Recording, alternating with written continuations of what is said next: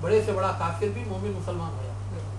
فرعون نے بھی کہا تھا کہ آمنت بما آمنت بہ بنو اسرائیل وانا من المسلمین. اس وقت ایمان لانا کوئی فائدہ نہیں دیتا.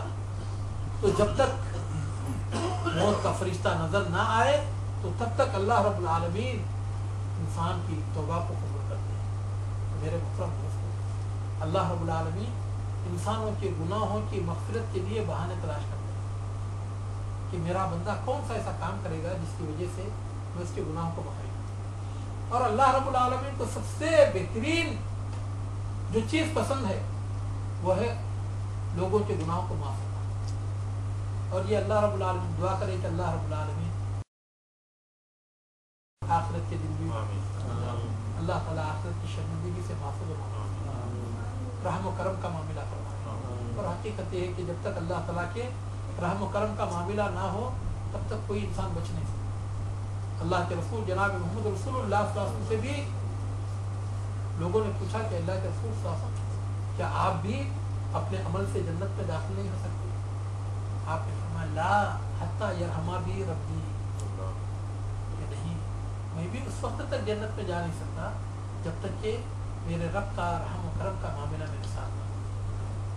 تو میرے محترم دوستو، وہ تو سید الاولین والآخرین ہیں، احمد مجتبیٰ ہیں، ساقی حوض کوثر ہیں، شافی حوض محشر ہیں. ان کا یہ عالم، تو ہم گنہگاروں کا کیا عالم. بخاری شریف کی روایت ہے کہ یہ بندہ بہت بڑا گنہگار تھا. گنہگار کیا تھا؟ کفن چور تھا. پہلے زمانے میں جب کہ کپڑوں کی بڑی قلت ہوتی تھی تو لوگ کفن بھی چرا لیا کرتے تھے. مردے کو لے جا کر دفنائے، یہ رات میں جا کر قبر کھود کر کفن نکال لیتے تھے، پھر اسے صبح میں دھو دھا کر بازار میں بکا دیا کرتے. اور کچھ لوگوں نے اس کا دھندا ہی وہ کرتے تھے اور ان کا کام ہی وہی تھا. تو یہ شخص بھی ایسی کہ ساری زندگی یہ کفن چور تھا اور کفن چراتا رہا. تو جس وقت اس کی موت قریب آئی تو اس کے زمین نے اسے ملامت کہ تو انسان زندہ تو مردوں کو بھی نہیں چھوڑتا. یہ کون سی شکل و صورت لے کر اللہ تعالیٰ کے پاس تو جائے گا؟ اپنا چہرہ اللہ تعالیٰ کو کیا دکھائے گا؟ اس نے اپنے ذہن میں ایک تدبیر سوچی کہ شاید میں ایسے ہی دفن کر دیا جاؤں تو اللہ تعالیٰ مجھے اٹھا دے گا. اگر میرا نام و نشان اس دنیا میں باقی نہ رہے تو شاید وہ رب العالمین مجھے اٹھا نہیں سکے گا. اس طرح اس کے دل کے اندر کوئی بات آئی. اس نے اپنے بچوں کو بلا کر وصیت کیا اور کہا کہ میرے بچوں، جس وقت میں مر جاؤں تو مجھے اتنا جلانا کہ کوئلہ بنا دیں اور پھر چکی میں ڈال کر اسے پیسنا. اور جس وقت تیز آندھیاں آئیں تو اس وقت کچھ ہواؤں میں اڑا دینا، کچھ دریاؤں میں بہا دینا، تاکہ اللہ رب العالمین مجھے دوبارہ پیدا نہ کر سکے اور یہ شکل و صورت لے کر میں رب العالمین کے دربار میں جا کر کھڑا نہ ہوں. بچوں نے یہی کیا. قیامت کے دن اللہ تعالیٰ آپ کو حکم دے گا، ہواؤں کو حکم دے گا، دریاؤں کو حکم دے گا کہ تم میری امانت حاضر کر دو. اور وہ بندہ ایک ہی لمحے میں اللہ تعالیٰ کے سامنے کھڑا ہو. اللہ تعالیٰ اس کے گناہوں کو اس پر گنائے گا. میرے بندے تو نے یہ گناہ کیا، یہ گناہ کیا، یہ گناہ کیا، یہ گناہ کیا. بندہ اقرار کرتا جائے گا. اور بالخصوص اس کی اس وصیت جو کہ اس نے جلانے کی وصیت کی تو اللہ تعالیٰ اس کے تعلق سے اسے پوچھے گا اور کہے گا کہ لما فعلت عبدی، میرے بندے اتنے خطرناک وصیت تو نے کیوں کیا؟ بندہ کہے گا من مخافت کا یا ربی، کہ اللہ تیرے سامنے میں کھڑے ہونے سے ڈرتا ہوں. بس اس کے علاوہ کسی چیز کا مجھے کوئی ڈر نہیں تھا کہ میں ساری زندگی پر گناہ کرتا رہا. یا اللہ یہ شکل صورت لے کر میں تیرے سامنے نہ آؤں تو بہتر ہے، اسی لیے میں نے یہ کہا. میرے محترم رب العالمین کوئی اس کی یہ ادا پسند آ جائے کہ اس نے جو یہ کہا کہ یا اللہ تیرے سامنے کھڑے ہونے سے میں ڈرتا تھا. رب العالمین نے قرآن مجید میں اعلان فرمایا وَلِمَنْ خَافَ مَقَامَ رَبِّهِ جَنَّتَانِ فَبِأَيِّ آلَاءِ رَبِّكُمَا تُكَذِّبَانِ. کہ جو شخص اپنے رب کے سامنے کھڑے ہونے سے ڈرتا ہے تو اللہ تعالیٰ اسے ڈبل جنتیں عطا فرمائے، دو جنتیں دیں. تو بندہ کہے گا کہ یا اللہ تیرے سامنے کھڑے ہونے سے میں ڈرتا تھا. اللہ رب العالمین فرمائیں گے کہ جا میں نے تیری زندگی بھر کے سارے پاپ کو دھل دیا اور میری جنت دلہن بن کر تیرا انتظار کر رہی ہے کہ جنت میں چلا جا. شاید اسی موقع کے لیے حضرت جلیل مانک پوری نے کہا تھا رحمت نے کی وہ آؤ بھگت حشر میں جلیل, رحمت نے کی وہ آؤ بھگت حشر میں جلیل, مجھ کو ہوا گمان کہ میں بے قصور تھا. میرے مطلب ایک ایسی عورت جس کی زندگی کا لمحہ لمحہ گناہوں میں گزرا تھا, وہ بدکار عورت تھی. ایک مرتبہ سفر کر رہی تھی, شدت کی پیاس نے اسے ستایا, اس نے ادھر ادھر کنواں تلاش کیا, بڑی دیر کے بعد اسے ایک کنواں ملا اور اس کا پانی بھی ایک دم بالکل اندر انتہائی گہرائی تک پہنچا ہوا تھا. وہ بڑی مشقت سے اس میں اتری, پانی پیا, کچھ پانی بھرا بھی, اور باہر آ کر دیکھتی ہے تو یہ کتا اپنی زبان لٹکائے ہوئے تھا اور شدت پیاس کی وجہ سے وہ کیچڑ کو چاٹ رہا تھا. اس کے دل میں خیال آیا, مانا کہ یہ نجس العین ہے, لیکن یہ بھی جاندار ہے. جس طرح میرے جسم میں اللہ تعالیٰ نے جان رکھی ہے, اس کے جسم میں بھی اللہ تعالیٰ نے جان رکھی ہے. تو اس نے کیا کیا, پانی نکالا اور اس کتے کو اس نے پلایا. میرے دوست رب العالمین کو اس کی یہ ادا پسند آئی. فشکر اللہ سایہ, اس کے اس نیکی کی قدر فرمائی. فغفر لها وادخلها الجنہ, اللہ رب العالمین نے اس کی مغفرت فرمائی اور جنت الفردوس اعلی میں اسے جگہ دی. تو میرے محترم دوستو, رب العالمین بندوں کے گناہوں کو معاف کرنے کے لیے بہانے تلاش کرتے رہتے ہیں. ہمارے لیے بھی ضروری ہے کہ ہم کوئی بہانہ اللہ تعالیٰ کو فراہم کر دیں, کسی یتیم کے سر پر ہاتھ رکھ دیں, کسی بیوہ کی مدد کر دیں, کسی مسلمان کے دل کے اندر خوشی داخل کر دیں, کسی ننگے کو کپڑے پہنائیں, کسی بھوکے کو کھانا کھلائیں, کوئی ایسی نیکی کر دیں کہ اللہ تعالیٰ کو ہماری ادا پسند آ جائے اور وہی ہماری مغفرت کا سامان بن جائے.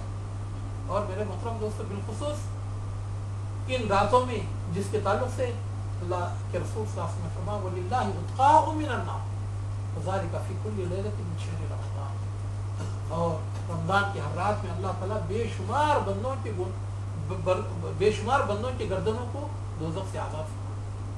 اللہ ہمارے والدین, ہمارے بیوی بچوں کی گردنوں کو بھی اللہ تعالیٰ دوزخ سے آزاد فرمائے. میرے محترم دوست, حقیقت یہ ہے کہ کبھی کبھی انسان اپنی توبہ سے وہ مقام و مرتبہ حاصل کر لیتا ہے کہ بڑے سے بڑا پرہیزگار اپنی نیکیوں سے بھی وہ مقام و مرتبہ حاصل نہیں کر سکتا. حضرت انس رضی اللہ تعالیٰ عنہ فرماتے ہیں کہ قبیلے جوہینہ کی ایک عورت اللہ کے رسول صلی اللہ علیہ وسلم کے پاس آئی. بدکاری اس سے ہو گئی تھی, لیکن ضمیر, کوئی آنکھ دیکھنے والی نہیں تھی, کوئی کان سننے والا نہیں تھا, کوئی پولیس پکڑنے والا نہیں تھا, لیکن دل میں ایمان تھا.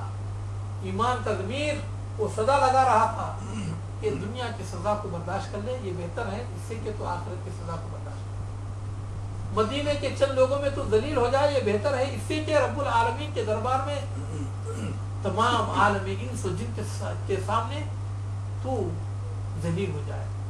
اللہ کے رسول جناب محمد رسول اللہ صلی اللہ علیہ وسلم آ کر کہنے لگی کہ تشہدنی یا رسول اللہ, اللہ کے رسول صلی اللہ علیہ وسلم آپ مجھے پاک کریں. اللہ کے رسول صلی اللہ علیہ وسلم نے کہا فبما اطہر, میں کس چیز سے تجھے پاک. کہنے لگی کہ اللہ کے رسول صلی اللہ علیہ وسلم میں زنا سے حاملہ ہوں تو اس لیے آپ مجھے پاک کریں. اللہ کے رسول صلی اللہ علیہ وسلم نے کہا پگلی تیرے پیٹ میں تو بچہ ہے, اس کا تو کوئی جرم نہیں ہے, میں اسے کیسے سزا دے سکتا ہوں, جا ولی عمل کی بات ہے. آپ نے اس کے ولی کو بلا کر کہا اس کے ساتھ اچھا سلوک کر. جب وضع حمل ہو گیا, بچہ پیدا ہو گیا, بچے کو لے کر اللہ کے رسول صلی اللہ علیہ وسلم کتنا موقع تھا بھاگ جانے کا, کتنا موقع تھا چھپ جانے کا. تیرے مطلب دوست کس قدر وہ مقدس تھی وہ ہماری بہن, جس سے کہ یہ غلطی ہوگی.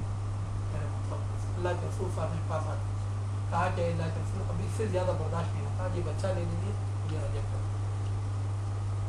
اللہ کے رسول صلی اللہ علیہ وسلم نے کہا کہ پگلی اس بچے کو کون دودھ پلائے گا؟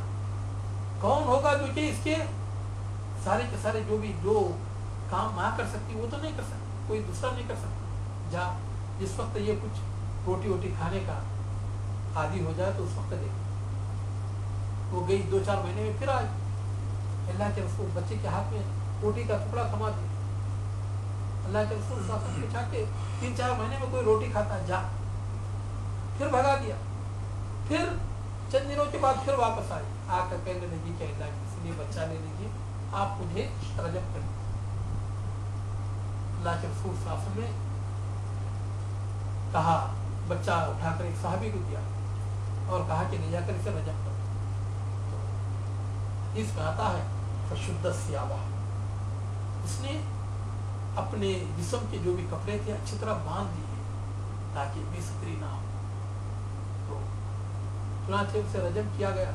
حضرت خالد نے ایک پتھر مارا، اس کی وجہ سے اس کے سر سے خون کا ایک فوارہ نکلا اور اس کے خون کے چھینٹے حضرت خالد کے دامن پر آ گئے۔ حضرت خالد کی زبان سے نکل گیا، اف، زانیہ عورت کا خون میرے دامن پر۔ اللہ کے رسول صلی اللہ علیہ وسلم نے فرمایا مہلت یا خالد کیا کہہ رہے ہو، ذرا غور تو کر لو۔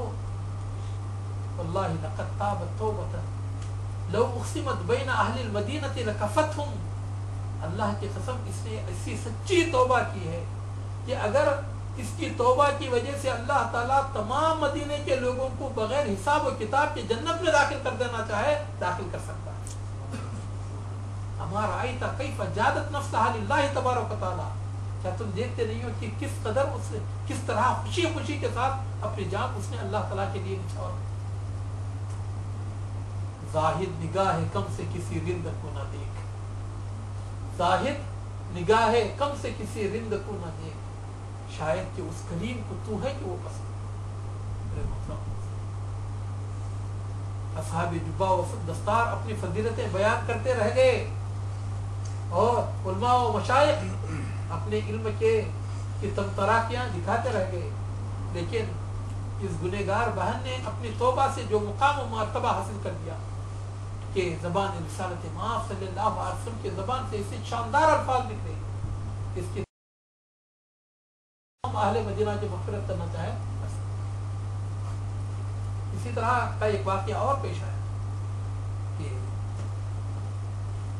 ایک غامدیہ عورت، اس سے بھی اسی طرح کی کچھ حرکت ہو گئی۔ جب اسے رجم کیا گیا، اللہ کے رسول صلی اللہ علیہ وسلم نے اس عورت کی جنازے کی نماز پڑھائی۔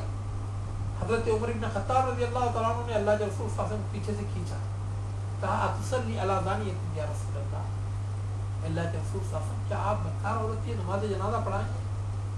اللہ کے رسول صلی اللہ علیہ وسلم خطاب توبۃ لو اقسمت بین 70 اہل من اہل المدینۃ لکفتہم، اس نے اسی سچی توبہ کی ہے کہ اگر اللہ رب العالمین اس کی توبہ کو مدینے کے 70 لوگوں میں بھی اگر تقسیم کر دے تو تمام کے لیے اس کی توبہ کافی ہو جائے۔ اور اسی طرح ایک اور صاحب حضرت ماعز بن مالک اسلمی رضی اللہ عنہ، ان سے بھی کچھ اسی طرح کی غلطی ہو گئی، ان کو رجم کیا گیا۔ تو ایک شخص نے کہا کہ اس آدمی کو دیکھو، پتہ نہیں گناہ کہاں کیا تھا، کوئی دیکھنے والا نہیں تھا، خود اللہ کے رسول صلی اللہ علیہ وسلم کے پاس آیا جس کی وجہ سے کتے کی موت مارا۔ اللہ کے رسول صلی اللہ علیہ وسلم جب یہ الفاظ سنے تو تھڑک گئے۔ آپ علیہ السلام نے فرمایا کہ تم یہ کیا کہہ رہے ہو؟ اللہ کی قسم میں دیکھ رہا ہوں کہ اس وقت وہ جنت کی نہروں کے اندر ڈبکیاں لگا رہا ہے۔ تردامنی پہ شیخ ہماری نہ جائیو، تردامنی پہ شیخ ہماری نہ جائیو، دامن نچوڑ دے تو فرشتے وہ۔ میرے محترم دوستو، یہ ہیں وہ مقدس گنہگار جنہوں نے کہ اپنے گناہوں سے اپنے توبہ سے وہ مقام و مرتبہ حاصل کر لیا کہ اللہ کے رسول